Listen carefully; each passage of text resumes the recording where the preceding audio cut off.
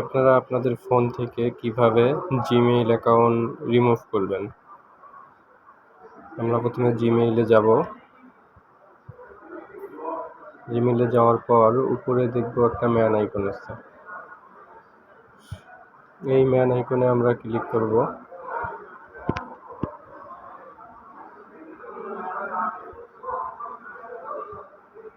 তারপর এখানে দেখাবে আপনাদের জিমেইল যেগুলো লগ ইন করা আছে সবগুলো দেখাবে। আমরা একটু নিচে যাব, নিচে যেয়ে দেখব manage account on this device, তাই আমরা ক্লিক করব। তারপর এখানে শো করবে জিমেইল অ্যাকাউন্টগুলো। আপনারা যেই জিমেইল অ্যাকাউন্টটা রিমুভ করবেন সেই জিমেইল অ্যাকাউন্টটায় ক্লিক করতে হবে। আমি এই জিমেইল অ্যাকাউন্টটা রিমুভ করব, এটা আমি ক্লিক করলাম। তারপরে এখানে অপশন পাবেন রিমুভ